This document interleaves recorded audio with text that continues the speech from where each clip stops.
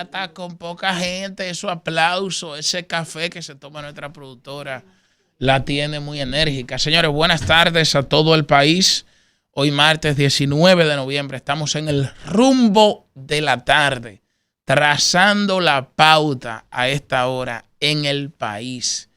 Y me acompaña, ¿verdad?, todo un equipo de jóvenes profesionales que estamos aquí todos los días echando el pleito, librando la batalla, ¿verdad?, debatiendo nuestras ideas. De inmediato le doy la bienvenida a Vianey Marcelino. Buenas tardes, Vianey. Buenas tardes, Julio Alberto. Hoy 19 de noviembre. Va volado. Día del hombre. Hoy es el Día del Hombre. Hoy es el día volado. Hoy es Día del Hombre. El Día del Hombre. El Día del Hombre, pero el Día del Hombre desde una concepción feminista o el Día del Hombre desde una concepción tradicional o el Día del Hombre de una concepción machista, Hay distintos extremos. Si nos ubicamos en uno de los extremos, por ejemplo, desde la perspectiva feminista, hay que reconceptualizar al hombre, porque ahora lo que se habla es de una nueva masculinidad, de un hombre, diríamos, más polifacético, que adopta responsabilidades que tradicionalmente se le asignaban a la mujer en el hogar. Claro. Por ejemplo, con la limpieza de la ropa, con la limpieza de la cocina. Cocinar. Efectivamente.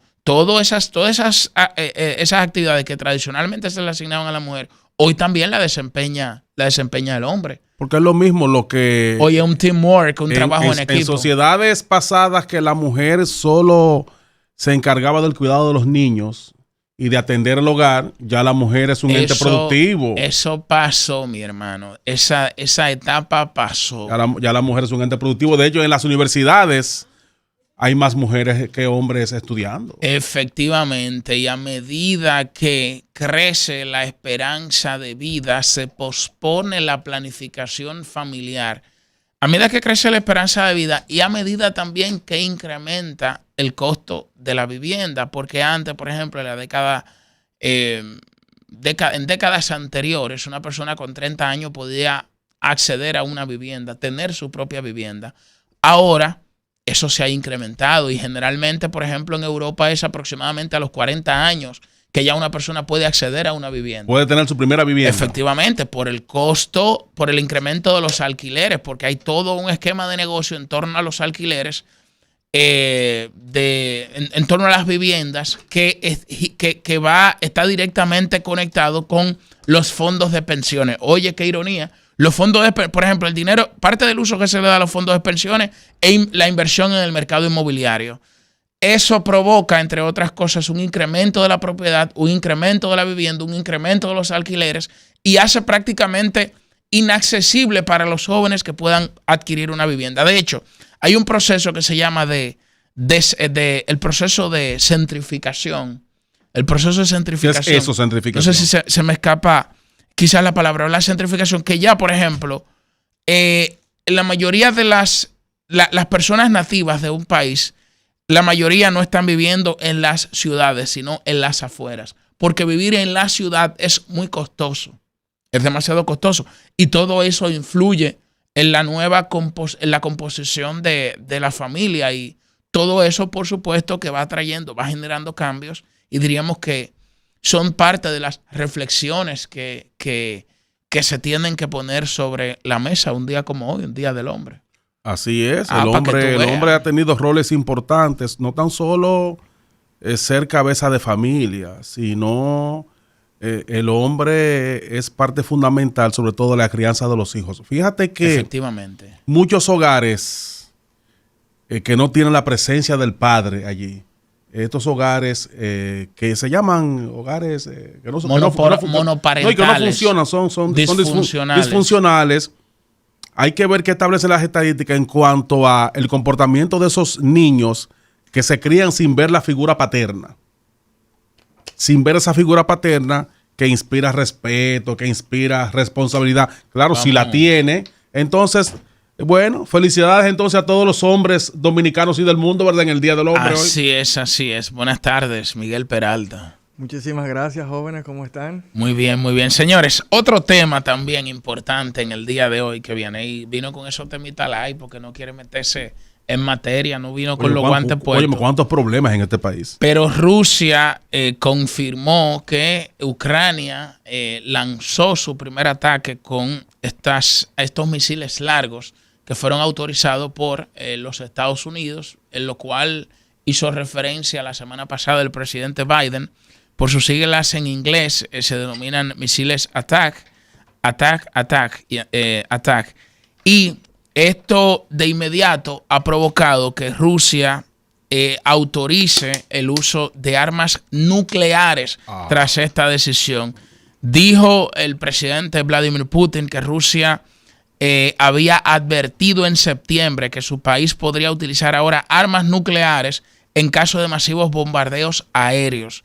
Esto se debe como respuesta a el envío de estos misiles que provocan que tanto Ucrania como el mundo occidental haya cruzado lo que se denomina la línea roja de este tipo de misiles. Ahora, hay varias cosas. Primero, voy a ampliar la información y luego voy a dar algunos detalles.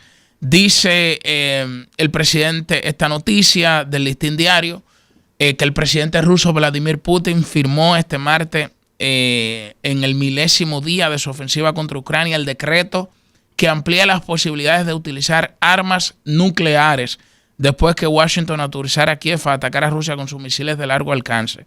Entre las condiciones que justifican el uso de armas nucleares figura el lanzamiento de misiles balísticos contra Rusia, dice el decreto. Era necesario adaptar nuestros fundamentos a la situación actual.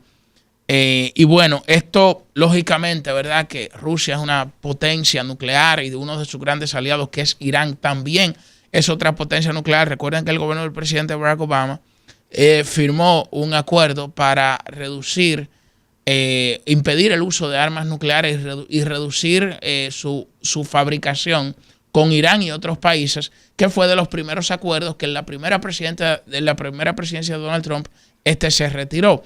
Pero ahora diríamos que le han dado la excusa perfecta para que esta guerra pase a otro nivel. Esto provoca una nueva tensión. ¿Por qué provoca una tensión? Bueno, vámonos a lo básico. ¿Qué establecía la OTAN en su carta fundacional? De que esta alianza militar se iba a crear para generar una seguridad en los países de Europa, los países que participaron en la Segunda Guerra Mundial, y como triunfó el bloque occidental durante la Segunda Guerra Mundial, entonces se constituyó toda una alianza militar y de seguridad que pudiera garantizar la paz. Pero resulta que la OTAN como organización militar no iba a girar hacia el este, que eran los países de la antigua Unión Soviética, que eran miembros de lo que se denominó en la época de Stalin, de la Unión de Repúblicas Socialistas Soviéticas, el Pacto de Varsovia.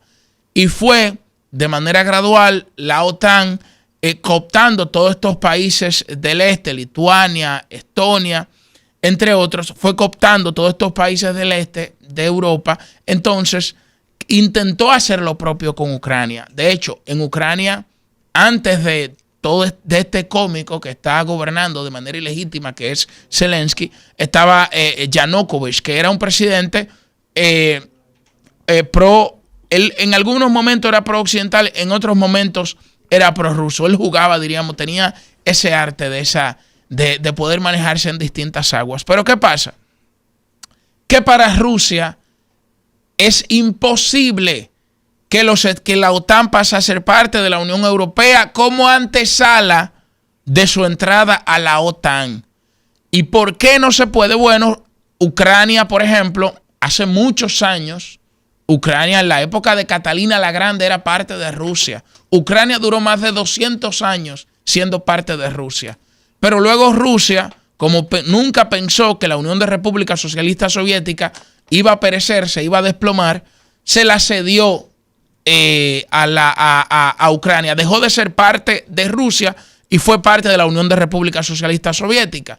Pero luego vino el desplome y luego vino todo este atolladero que nosotros al que hemos llegado en el día de hoy. Pero miren qué pasa.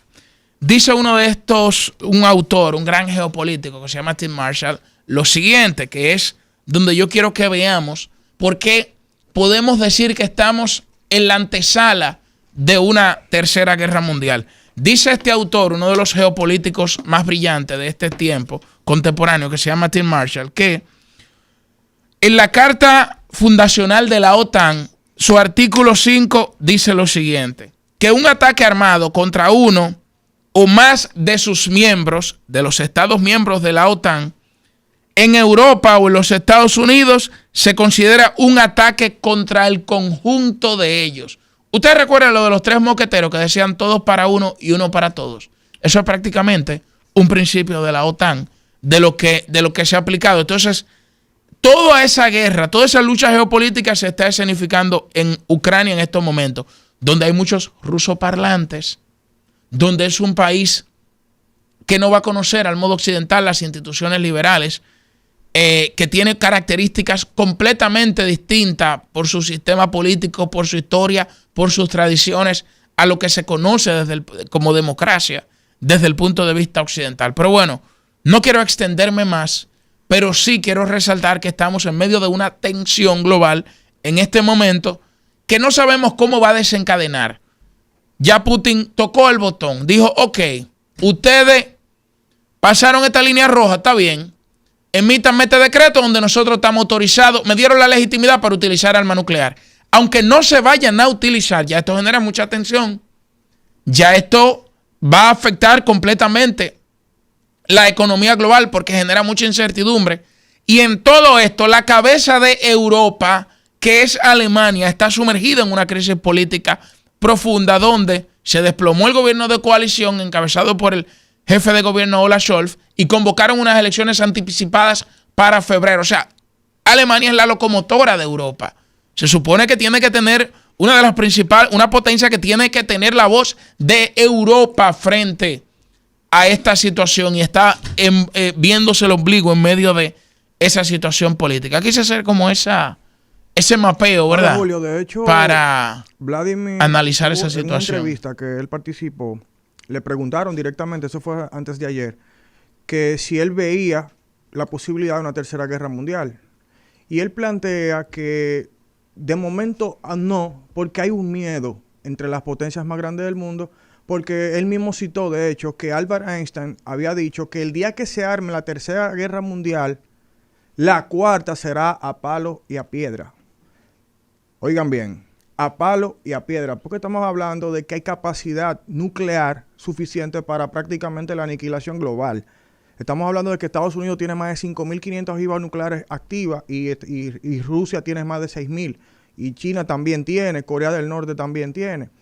Por lo que entiendo que ya los líderes deben tomar un poquito más este tema en serio y creo que los norteamericanos deben castigar de manera contundente a sus líderes, principalmente del Partido Demócrata, porque ellos prácticamente saliendo del poder están agitando este tipo de descontrol global para que la nueva administración tenga que asumirlo, pero no poder lograr la desescalada militar que se anda buscando, porque a medida que se agudiza esta guerra y estas amenazas, pues cada vez el plan de negociación se vuelve más incómodo.